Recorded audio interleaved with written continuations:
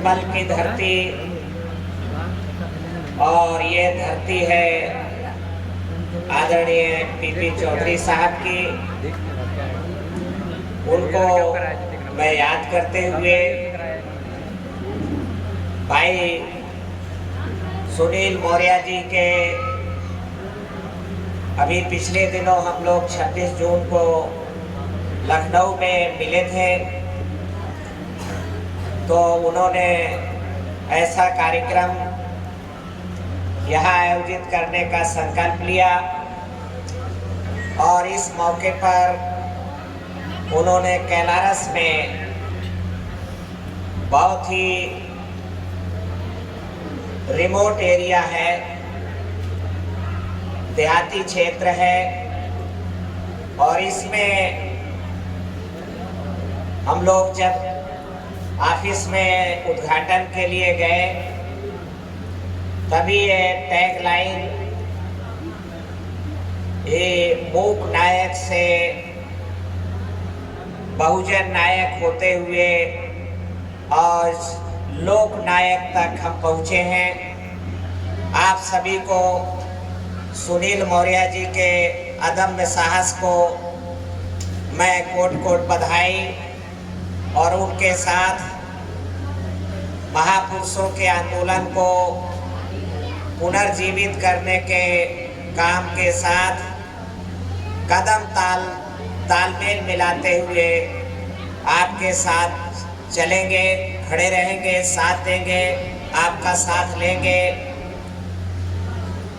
मैं भी बचपन से बहुजन संगठक को बांदा में बांटता रहा हूँ। 150 प्रतियां हम मंगाते थे और उसको 1000 किस्म की जिल्लत झेलते हुए अपने अधिकारी कर्मचारी और अपने मिशनरी कार्यकर्ताओं के घरों तक पहुंचाते रहे। कभी कभी रिपोर्टिंग भी उसमें लिखने का काम किया और मांडवर कांशीराम जी ने जो काम दिया,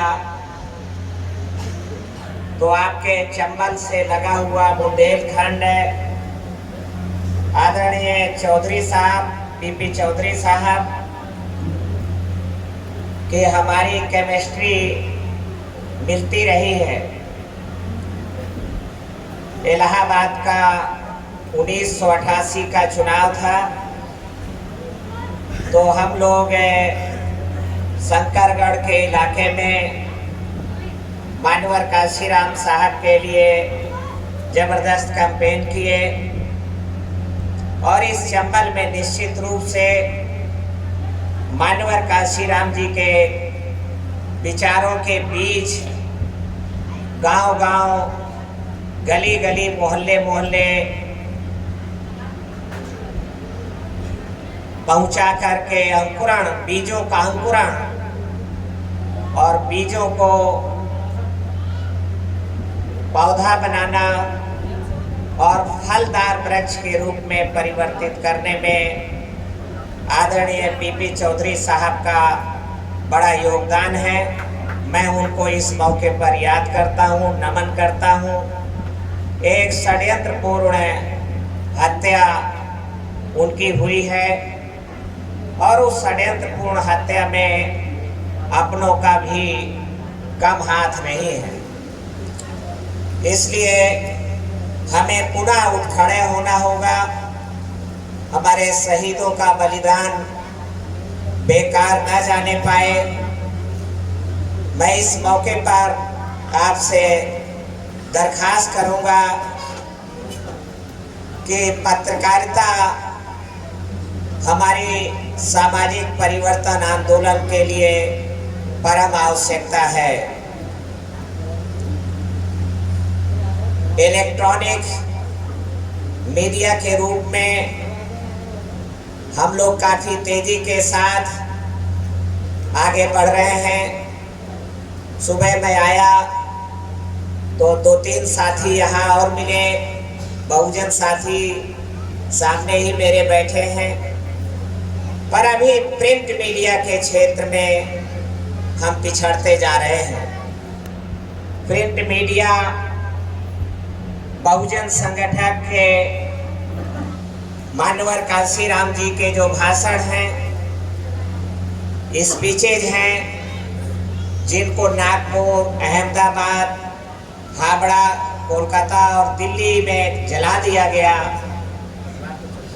आदरणीय AR अकेला अलीगढ़ वालों को मैं उनके परिश्रम को सैल्यूट करूंगा कि मानवर कांशीराम जी के जो लोकतंत्र को कामयाब बनाने के नुस्खे हैं, लोकतंत्र को कामयाब बनाना भारत देश में एकमात्र नायक हैं मानवर कांशीराम जी, जिन्होंने निर्धनों के लोकतंत्र का सपना देखा।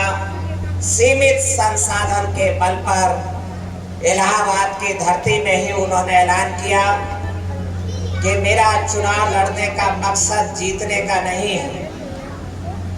दिल्ली में सुनता हूं कि चुनाव लड़ने के लिए धन चाहिए, रुपया चाहिए, रुपया वाले ही जीत सकते हैं, तो निर्धन लोग कैसे अपने डेलीगेट असेंबली में और पार्लियामेंट में पहुंचा पाएंगे। और अब तो हद हो गई है। आप अपने ग्राम सभा, जिला सभा और जनपद सभा में भी अपने असली नुमाइंदे नहीं भेज पा रहे हैं। वहां भी धन की बौछार आ गई है।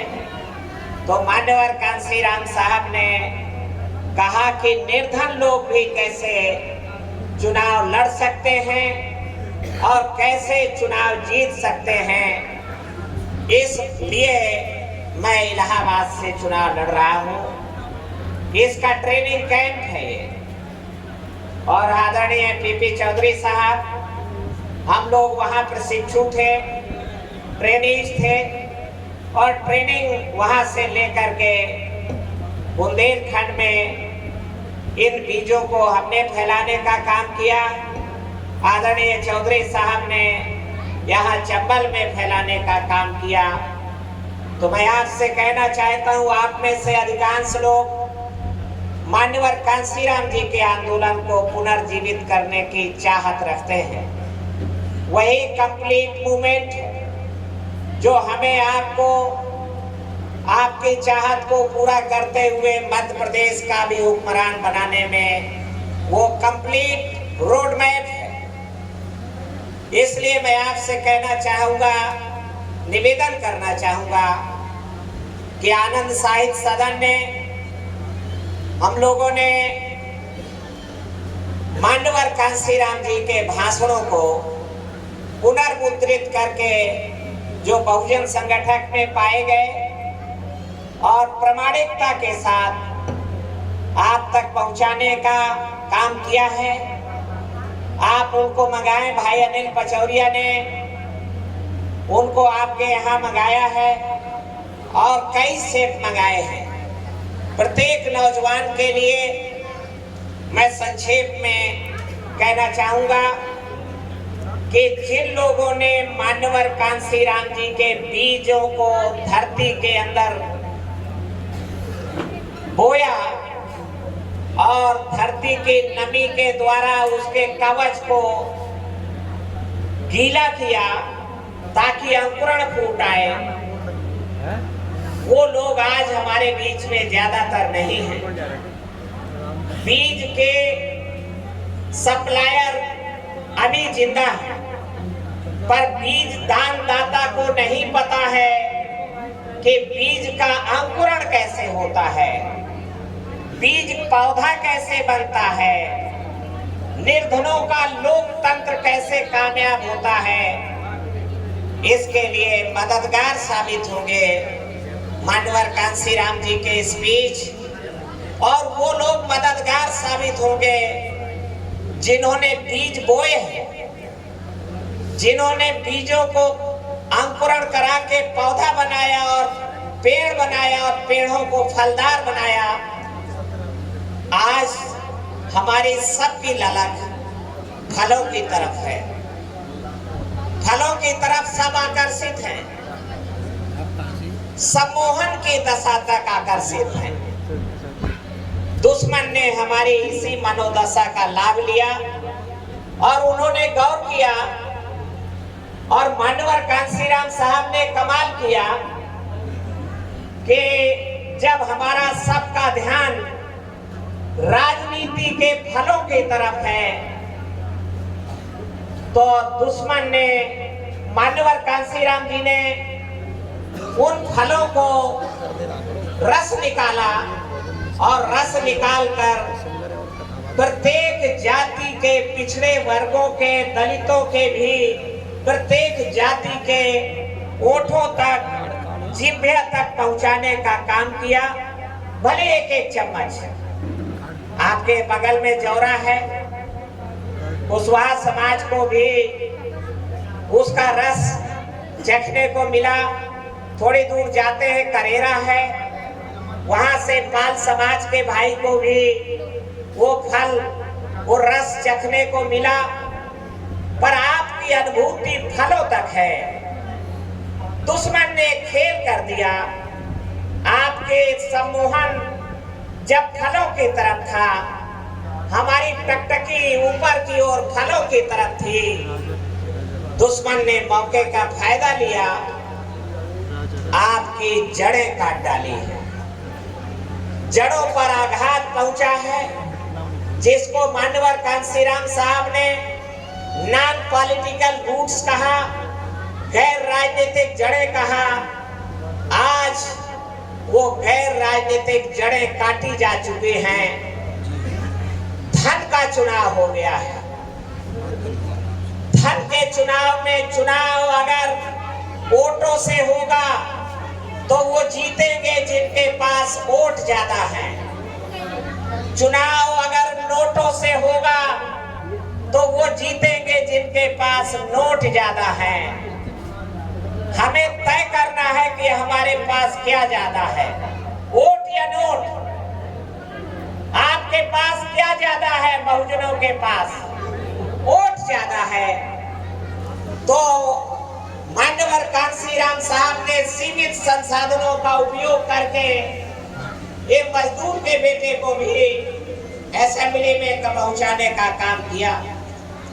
और 1993 में हम 67 लोगों को उत्तर प्रदेश में जिता के लाए। उनमें एक भी करोड़पति नहीं था। शायद मुश्किल से 10 लोग लखपति थे और 57 या 60 लोग तो हैंड टू माउथ थे। डिपॉजिट के भी पैसे नहीं थे। ये परंपरा, ये श्रृंखला लगातार चलाए जाने की आवश्यकता है। यही कामयाब लोकतंत्र है। उसके लिए हमें दलित आंदोलन से तौबा करना होगा। मानवर का ये बहुत, इससे बड़ा कोई झूठ नहीं हो सकता है कि कहा जाए कि मानवर कांसीराम साहब ने दलित आंदोलन चलाने का काम किया है। मानवर कांसीराम साहब ने इस देश में बहुजन आंदोलन को पुनर्जीवित किया। ये कहना भी गलत है कि पिछड़े वर्ग के लोगों ने सामाजिक बदलाव के आंदोलन में योगदान नहीं दिया है। इस आंदोलन का इनिशिएट करना, प्रारंभ करना, सामाजिक बदलाव के आंदोलन का पूरे देश में इनिशिएट करने का काम पिछड़े वर्ग के महापुरुष महात्मा ज्योतिराव फुले ने करने का काम किया। इसको आगे बढ़ाने का काम छत्रपति साहू महाराजा कोल्हापुर नरेश, जो पिछड़े वर्ग के महाराजा थे, चामराज वाडियार मैसूर के राजा ने अपने रियासत में पिछड़े वर्गों के लिए 50% आरक्षण लागू करने का काम किया। 21-22 मार्च 1920 को माड़गांव परिषद सम्मेलन बुलाकर बाबा साहब अम्बेडकर को पूरे देश के सूत्रों का नायक और मुक्तिदाता घोषित करने का काम छत्रपति साहू महाराजा ने किया।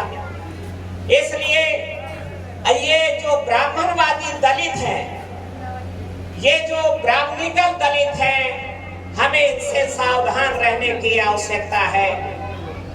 आज पिछड़े मैं 25-26 जुलाई वो दिल्ली में था, आंध्र प्रदेश भवन में देश भर के लगभग 21 राज्यों के पिछड़े वर्ग के डेलीगेट वहां इकट्ठे हुए। उन सब ने एक स्वर से मानवर कांसीराम जी के द्वारा चलाए गए 1984 से लेकर 1990 तक के मंडल रिपोर्ट के आंदोलन को याद किया, रिकॉग्नाइज किया। उन्होंने तहे दिल से स्वीकार किया कि बहुजन समाज बनेगा तो ही पिछड़े वर्गों का कल्याण होगा, नहीं पिछड़े वर्गों का कल्याण नहीं हो पाएगा। और आज जाति आधारित जनगणना के पिछड़े वर्ग के लोग मांग कर रहे हैं, तो इसलिए मैं आपसे कहना चाहता हूं कि दलितों का हित इसमें कहीं भी आपस में टकराता नहीं है। अनुसूचित जातियों की, जनजातियों की जनगणना पहले से हो रही है, सिखों की, जैनियों की, मुसलमानों की धर्म आधारित जनगणना पहले से हो रही है। ट्रांसजेंडर, जिनको आप बोलचाल की भाषा में हिजड़े कहते हैं, उनकी गणना हो रही है। बाघों की गणना हो रही है, मोरों की, पक्षियों की गणना हो रही है, सभी की गणना हो रही है। अब एक तो उसकी गणना नहीं हो रही है जो सबका हिस्सा खा रहा है। अगड़े वर्ग की जनगणना जातिवार नहीं हो रही है 1931 के बाद, और उसकी जातिवार जनगणना नहीं हो रही है जिसका हिस्सा लूटा जा रहा है। पिछड़े वर्गों की जातिवार जनगणना नहीं हो रही है, इसलिए दलित वर्ग के संगठन भी पूरे देश में इसके समर्थन में हैं। और यहाँ आपसे भी मैं कहना चाहता हूँ कि पिछड़े वर्गों की जाति आधारित जनगणना हो जाए तो हम अनुसूचित जाति जनजाति के लोगों को, जो उनकी ललक है, हमारी चाहत है कि बहुजन समाज बने, तो पुनः छत्रपति साहू महाराजा और महात्मा ज्योतिराव फुले, पेरियार रामास्वामी नायकर और मानवर कांसीराम जी, बाबा साहब अम्बेडकर का कारवां पुनर्जीवित हो, कोई और रास्ता नहीं है। सिर्फ कोई नया बाबा साहब अम्बेडकर और मानवर कांसीराम जी ही भारत के कार्ल मार्क्स हैं, भारत के मार्टिन लूथर किंग हैं, यही हमारे लेनिन हैं। उनके बताए रास्ते पर चले बिना आप जो निराशा है वो मार्ग को छोड़ देने के कारण है। आपने मूल्य छोड़ दिए, आपने बहुजन की जगह सर्वजन पे उलझ गए। आप वोटों से चुनाव कराने की बजाय नोटों से चुनाव कराने में उलझ गए। आप वॉल पेंटिंग की बजाय होर्डिंग में आ गए।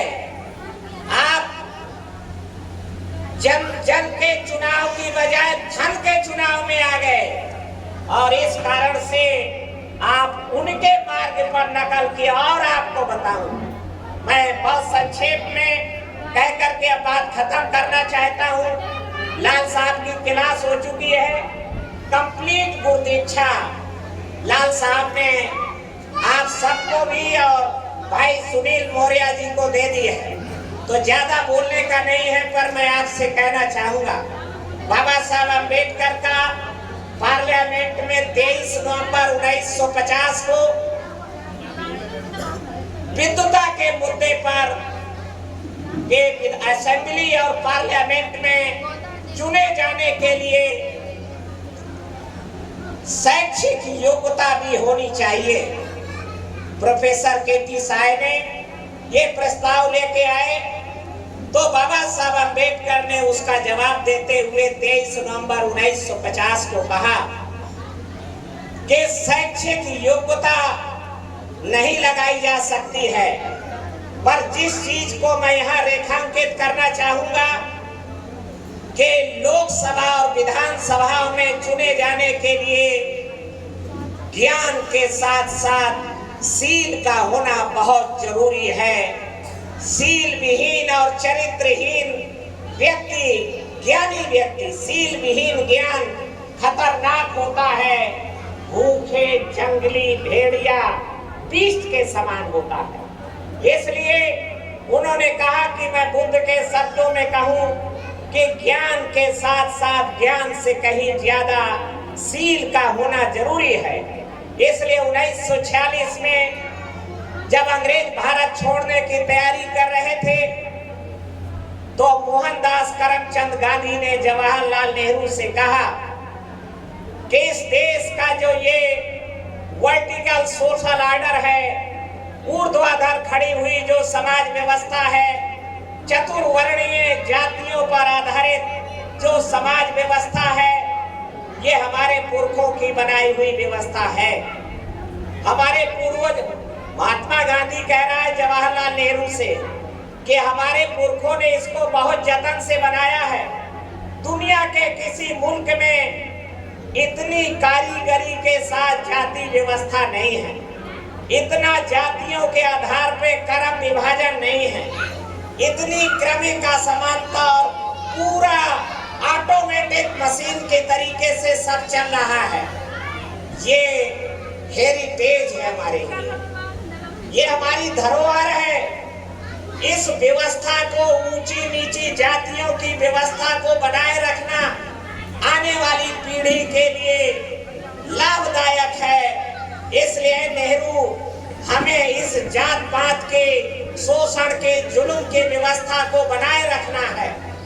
पर याद रखना, अगर इस देश की ऊर्ध्वाधर खड़ी हुई व्यवस्था को बनाए रखना है तो बाबा साहब अम्बेडकर भारत में लोकतंत्र ले आया है।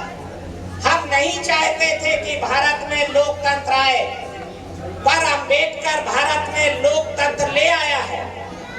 अगर इस देश में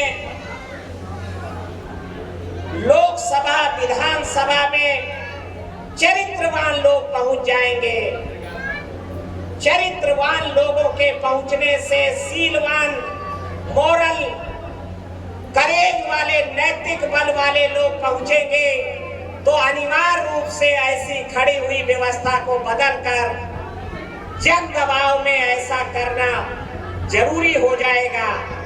इसलिए व्यवस्था का बदलने का जन दबाव न आए तो लोकसभा, विधानसभा में चरित्रवान लोग आना खतरनाक है। सीलवान लोग नहीं आने चाहिए, लुच्चे लफंगे लोग लोकसभा, विधानसभा में आने चाहिए।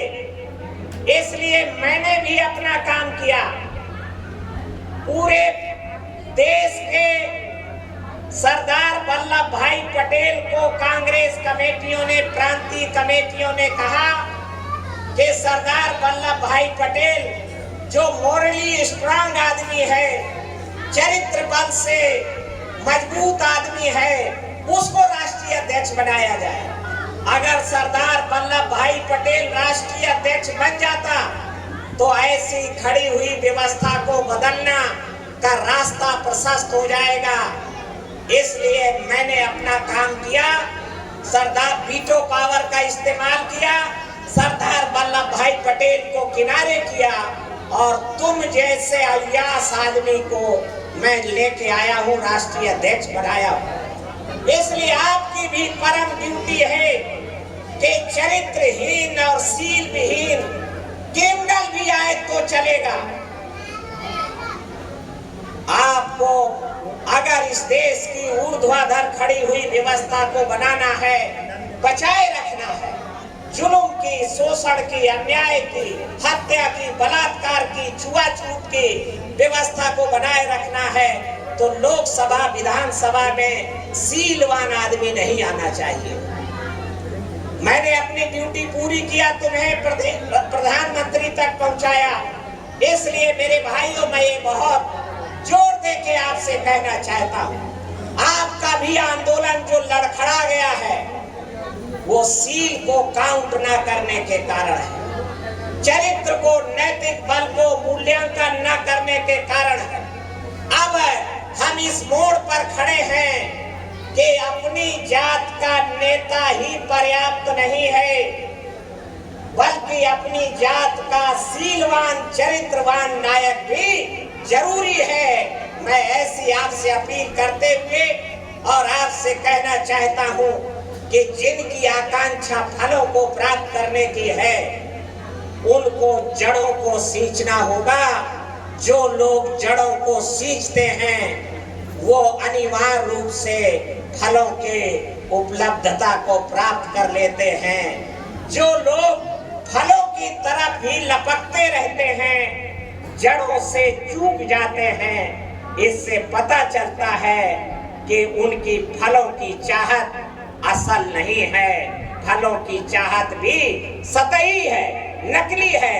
वो फलों की चाहना, फलों के लिए उनका कोई गहरा प्रबंध नहीं है। जिनकी तड़पन है, मानवर कांसीराम साहब की गहरी चाहत थी फलों को राज सत्ता पाने की, तो उन्होंने जड़ों से पहले काम किया।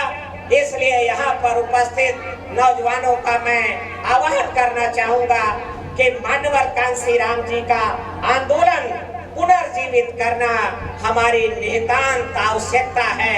उसके बिना, कभी एक साथी ने यहाँ कहा कि हमारे 131 मेंबर पार्लियामेंट बैठे हैं, ये 2011 के पहले 2009 में 119 थे। एक तरफ भारत सरकार और राज्य सरकारें नौकरशाही में आपका आरक्षण घटा रही हैं, उसका साइज घटा रही है, परंतु लोकसभा और विधानसभा में चमचों की संख्या बढ़ाने का काम कर रही है। इसलिए चमचे जो हाउस ऑफ पीपुल्स लोकसभा में हैं, वो 119 थे 2009 में, वो बढ़ करके 131 कर दिए गए। उन्होंने कहा कि नहीं, जनगणना के आंकड़े प्रख्यापित हो चुके हैं, अब SC/ST की आबादी राष्ट्रीय स्तर पे 22.5% से बढ़कर 25% पहुंच गई है। इसलिए हम 131 सीटें चमचों के लिए रिजर्व करते हैं और आप उनसे गुस्सा करते हैं। चमचे आपके द्वारा निर्वाचित नहीं है, वो आपकी जाति बिरादरी के जरूर हैं। अगर हम एक एक जाति का एकता बनाते हैं या एक जाति और दूसरी जाति उम्मीदवार की, तो आप विजेता नहीं बन सकते हैं। आप विजेता नहीं बन सकते। एक जाति बेस वोट और दूसरी जाति उम्मीदवार की आप जीत नहीं सकते हैं। इसलिए क्लस्टर निर्मित करना होगा। मानवर कांसीराम जी ने हमें 1984 में हल्की थपकी लगाई, जब हमने उनसे कहा कि साहब आप बैकवर्ड की बात करते हैं, ये बैकवर्ड वाले ही तो मारते हैं हमें। 1984 में मैं पॉलिटेक्निक में पढ़ रहा था, मैंने भी उनसे कहा, तो उन्होंने हल्की थपकी लगाई। बोले कौन मारता है? हमने कहा हीर मारता है, हमें कुर्मी मारता है। तो उन्होंने कहा कुम्हार भी मारता है। तो मैंने कहा नहीं साहब, कुम्हार तो नहीं मारता। उन्होंने कहा गड़रिया भी मारता है। हम कहा नहीं मारता। केवट भी मारता है। उनका नहीं, केवट नहीं मारता है। काछी भी मारता है। हमने कहा नहीं, काछी नहीं मारता है। बोले इनको जा करके तैयार करो, इनसे भाईचारा जोड़ो, को सफरर के साथ ब्रदरहुड का निर्माण करो, सह दुख भागीदार। तो हमने कहा साहब ये तुम्हें कोई नेता नहीं है। तो कहा फिर तुम का घुइयां छीन रहे हो? नेता तैयार करना, लीडरशिप इन जातियों में तैयार करना दद्दू प्रसाद की जिम्मेदारी है। तो हमने केवट में, कुम्हार में, काछियों में, गड़रियों में, मुसलमानों को हमारे बुंदेलखंड में कभी कोई पार्टी टिकट नहीं देती थी, पर हमने मुसलमानों में भी, और मुसलमानों में भी फकीर मुसलमान पसमानदा में लीडरशिप तैयार किया। और जब ये क्लस्टर निर्मित हुआ किसी भी एक असेंबली सीट पर, तो केवल एक जाति नहीं बल्कि अगर गडरिया 2 सीटें छोड़ करके खड़ा किया है तो पूरे बेल्ट में, पूरे 10 जिलों में गडरिया वोट देने के लिए तत्पर है। कुम्हार का वोट, कुशवाहा का वोट, प्रजापति का वोट, यहाँ तक कि तेली और आपका मध्य प्रदेश हमारे बगल में है, चित्रकूट विधानसभा 93 में हम लोगों ने तैयार करके गणेश बारी को भी हमारे चित्रकूट और बुंदेलखंड के लोगों ने जिता के भेजने का काम किया। मैं आपसे कहना चाहता हूं कि मानवर कांसीराम साहब आज भी प्रासंगिक हैं, आज भी सामायिक हैं। बहुजन समाज बनाकर ही आप मध्य प्रदेश के हुक्मरान बन सकते हैं। पक्का भरोसा मान के चलिए, सर्वजन एक धोखा। बहुजन समाज सच्चा है, प्रधानी जीतना पक्का है। बहुजन समाज सच्चा है, सत्ता मिलना पक्का है। बहुजन समाज सच्चा है, अधिकार मिलना, हिस्सा मिलना पक्का है। और सर्वजन एक धोखा है, धक्का मारो मौका है।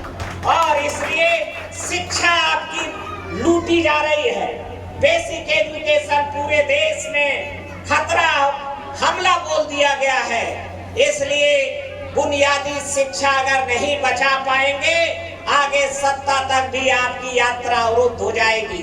इसलिए बुनियादी शिक्षा के लिए हमारे बीए पास, एमए पास नौजवान आगे आए, अपने स्कूल खोलें। मैं आपको कोरी सलाह नहीं दे रहा हूँ, ये काम हमने किया और कर रहे हैं। School, inter college, primary school चला रहे हैं। आपसे भी हाथ जोड़ के विनती करना चाहता हूँ, आने वाली पीढ़ी को बचाना है तो बुनियादी शिक्षा, ये मिड डे मील के माध्यम से आपके शिक्षा पर भारी हमला बोल दिया गया है। और अमीर का बच्चा अलग स्कूल में पढ़ रहा है, गरीब का बच्चा अलग स्कूल में पढ़ रहा है। और जब प्रतियोगी परीक्षा होती है नौकरी के लिए, तो प्रश्न पत्र दोनों को एक समान मिलता है। अमीर का बच्चा जो इंग्लिश मीडियम जवाहर नवोदय विद्यालय, केंद्रीय विद्यालय में पढ़ के गया है, वो खटाखट लिख देता है, नौकरी लपक लेता है। गरीब का बच्चा जो मिड डे मील में अरसा रह गया, वो मिड डे मील खाओ, थाली बजाओ, घर जाओ। ये भारत सरकार का एक बड़ा भारी षड्यंत्र बन चुका है। वो नौकरी उसके हाथ से चूक जाती है। इसलिए हमने कहा कि जब परीक्षा एक समान है तो शिक्षा भी एक समान होनी चाहिए। इसलिए वन नेशन वन एजुकेशन, क्योंकि एग्जामिनेशन एक समान है। अफसर हो या मजदूर, किसान, सबकी शिक्षा हो एक समान। ये मुहिम को लेकर के मानवर कांसीराम जी के चेले लगातार काम कर रहे हैं। हम आपका भी आह्वान करते हैं कि चंबल को भी पुनः उठ खड़े होना है और पुनः इस वैभव को प्राप्त करना है, चंबल के जाटव समाज को। और मैं आपसे कहना चाहता हूँ कि इस देश में अगर सोशल चेंज लाना है, कंप्लीट सोशल ट्रांसफॉर्मेशन लाना है, तो चमार और जाटव को हाशिए पे डाल के इस देश में सोशल ट्रांसफॉर्मेशन की लड़ाई नहीं जीती जा सकती है। चमार को मानवर कांसीराम साहब ने क्रेडिबल बनाया, विश्वसनीय बनाया और वोट की बिकवाली को बंद कराया। आज इकट्ठा वोटों की बिकवाली से हमारी क्रेडिबिलिटी लॉस हुई है। फुटकर वोट की बिक्री बंद हो गई। जब फुटकर वोट की बिक्री बंद हुई, हम विजेता बन गए। इकट्ठा वोट बिकने लगा तो हम पराजित हो गए, हम धरती में मिल गए, मिट्टी में मिल गए। फुटकर वोट की बिक्री बंद हो चुकी है। अगर इकट्ठा वोटों की बिक्री आप लंबे समय तक जारी रखेंगे तो फुटकर वोट की भी बिक्री पुनः चालू हो सकती है। पंचायत के और नगर निकाय के चुनाव में इसकी झलक और इसके संकेत हमको देखने को मिले। इसलिए मैं आपसे कहना चाहता हूं कि आप फुटकर वोटों की बिक्री को बंद रखते हुए इकट्ठा हुए वोटों की बिक्री को बंद कराने के लिए अभियान चलाओ। वो नुस्खा भी हमारे पास है, वो हमने किया है। जो बेच रहे हैं हमारे इकट्ठा हुए वोट को, जगाए हुए वोट को, चेतना संपन्न बनाए गए वोट को जो लोग बेच रहे हैं, वो ब्रेव्स नहीं है, वो बहादुर लोग नहीं हैं। लड़ाकू नहीं है, वो डाकू नहीं है, वो कोई ईमानदार चरित्रवान लोग नहीं है, वो चोर लोग हैं जो आपका परिश्रम से डॉक्टर पीपी चौधरी का जगाया गया और इकट्ठा किया गया वोट को बेच रहे हैं। चोर शोर से घबराता है, शोर मचा दो चोर भाग खड़ा होता है। अपने इकट्ठा हुए वोट की, अपनी अस्मिता को, अपने ऊर्जा भंडार को, अपने पावर हाउस को बचाने के लिए आप शोर तक नहीं बचा पा रहे हैं। इतने लाचार और इतने विचार बेचारे और इतने लचर और इतने दीनहीन हो गए हैं कि शोर भी नहीं बचा सकते हैं कि हमारा बेचा जा रहा है। मेरे भाइयों, अगर आप आत्मा की आवाज पर और अपने मन की आवाज से अपने उन्मुक्ति के लिए उठ नहीं खड़े होते हैं तो हम अभिशप्त हैं हम।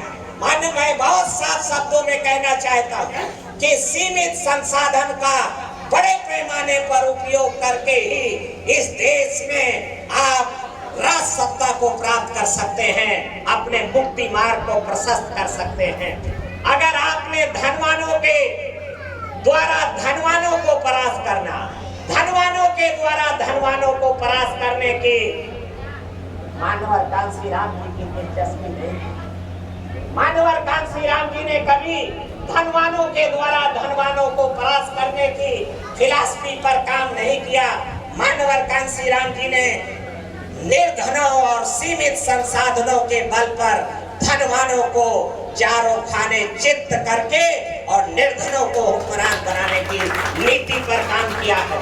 आप धनोन्मुख हो गए हो, आप धनोन्मुख हो गए हो, नोटों से चुनाव कराना चाहते हो तो नोटों से चुनाव होगा तो वही जीतेंगे जिनके पास नोट ज्यादा है। इसीलिए आप पराजित हो रहे, नोट वाले जीत जा रहे हैं और वोट वाले हार जा रहे हैं। वोटों से चुनाव होगा तो वो जीतेंगे जिनके पास वोट ज्यादा है। आप, मुझे उम्मीद है कि आप आदरणीय डॉक्टर पीपी चौधरी साहब के जगाए हुए लोग हैं। आप वोटों से चुनाव कराने के लिए आगे आएंगे, नोट वाले चुनाव को धक्का मारेंगे। तो यही उम्मीद करके अपनी बात समाप्त करता हूं। धन्यवाद। जय भीम, जय भारत।